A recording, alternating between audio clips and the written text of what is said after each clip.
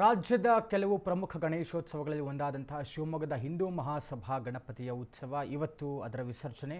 ಈಗಾಗಲೇ ರಾಜಬೀದಿ ಉತ್ಸವಕ್ಕೆ ಕ್ಷಣಗಣನೆ ಆರಂಭವಾಗಿದೆ. ಶಿವಮೊಗ್ಗ ಕೋಟೆ ಭೀಮೇಶ್ವರ ದೇವಸ್ಥಾನದಲ್ಲಿ ಹಿಂದೂ ಮಹಾಸಭಾ ಗಣಪತಿ ಪ್ರತಿಷ್ಠಾಪಿಸಲಾಗಿದ್ದು 81ನೇ ವರ್ಷದ ಹಿಂದೂ ಮಹಾಸಭಾ ಗಣಪತಿ ರಾಜಬೀದಿ ಉತ್ಸವಕ್ಕೆ ಭರ್ಜರಿ ಸಿದ್ಧತೆ ನಡೀತಾ ಇದೆ.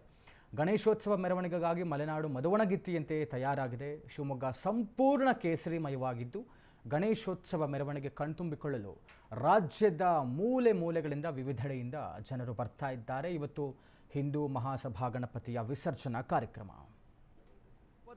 ಹಿಂದೂ ಸಂಘಟನಾ ಮಹಾಮಂಡಳಿಯ ರಾಜಬೀದಿ ಉತ್ಸವಕ್ಕೆ ಸ್ವಾಗತವನ್ನು ಕೋರ್ತಾ ಹಿಂದೂ ಕೇಸರಿ ಅಲಂಕಾರ ಸಮಿತಿ ವತಿಯಿಂದ ಹಿಂದೂ ಮಹಾಸಭಾದ ಗಣಪತಿಯ ರಾಜಬೀದಿ ಉತ್ಸವಕ್ಕೆ ಸಂಬಂಧಪಟ್ಟಂತೆ ಇಡೀ ಶಿವಮೊಗ್ಗ ನಗರದೊಳಗಡೆ ಒಂದು ಹಬ್ಬದ ವಾತಾವರಣವನ್ನು ಹಾಗೂ ಮತ್ತು ಎಲ್ಲ ಭಾಗಗಳಲ್ಲಿ ಕೇಸರಿಯ ಬಂಟಿಂಗ್ಸ್ಗಳನ್ನು ಮತ್ತು ಕೇಸರಿಯ ಭಗವಧ್ವಜಗಳನ್ನು ಕಟ್ಟುವಂಥ ಕೆಲಸವನ್ನು ಈಗಾಗಲೇ ಮುಗಿಸಿರುವಂಥದ್ದು.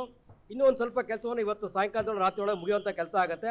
ಹಾಗೆಯೇ ಶಿವಮೊಗ್ಗ ನಗರದೊಳಗಡೆ ಯಾವುದೇ ಒಂದು ಕಾರ್ಯಕ್ರಮ ಮಾಡೋಕ್ಕೂ ಸಹ ಭಾಳ ವಿಶೇಷತೆ ಇರುತ್ತೆ. ಇಲ್ಲಿ ವಿಶೇಷತೆ ಯಾವ ರೀತಿ ಇರುತ್ತಂದರೆ ಇಡೀ ವಿಶ್ವದ ಜನ ಕಾಯ್ತಿರ್ತಾರೆ ಯಾವ ರೀತಿ ಒಳಗೆ ಶಿವಮೊಗ್ಗದ ಹಿಂದೂ ಮಹಾಸಭಾ ಗಣಪತಿ ಒಳಗಡೆ ಏನೇನು ಅಲಂಕಾರವನ್ನು ಶಿವಮೊಗ್ಗ ನಗರದವರು ಮಾಡ್ಯಾರೆ ಅಂತ. ಈ ಹಿನ್ನೆಲೆಯೊಳಗೆ ಶಿವಮೊಗ್ಗ ನಗರದೊಳಗಡೆ ಗಾಂಧಿ ಬಜಾರ್ನ ಮುಖ್ಯ ಮಹಾದ್ವಾರ ಏನಿದೆ, ಆ ಮುಖ್ಯ ಮಹಾದ್ವಾರದೊಳಗೆ ಈ ಬಾರಿ ನಾವು ಸಮುದ್ರ ಮಂಥನವನ್ನು ಮಾಡಿದ್ದೀವಿ. ಸಮುದ್ರ ಮಂಥನ ಮಾಡಿರುವಂಥ ಹಿನ್ನೆಲೆ ಏನು ಅಂತಂದರೆ 144 ವರ್ಷಕ್ಕೆ ಬರುವಂತಹ ಮಹಾಕುಂಭ ಮೇಳ ಏನಿದೆ, ಪ್ರಯಾಗ್ರಾಜ್ನಲ್ಲಿ ಮೊನ್ನೆ ನಡೆದಂಥ ಉತ್ತರ ಪ್ರದೇಶದಲ್ಲಿ ನಡೆದಂಥ ಆ ಮಹಾಕುಂಭ ಮೇಳ ಅಲ್ಲಿ ಅಮೃತ ಸ್ನಾನ ಅಂತ ಆಯಿತು, ಪುಣ್ಯ ಸ್ನಾನ ಅಂತ ಆಯಿತು. ಆ ಜಾಗದೊಳಗಡೆ ಅಮೃತ ಸ್ನಾನ ಅಂತ ಬರಲಿಕ್ಕೆ ಕಾರಣ ಏನಂತಂದರೆ ಈ ಸಮುದ್ರ ಮಂಥನ ಆದಾಗ ಸಮುದ್ರ ಮಂಥನದೊಳಗಡೆ ಅಮೃತ ಬರುತ್ತೆ. ಅಮೃತ ಬರೋಕ್ಕಿಂತ ಮುಂಚೆ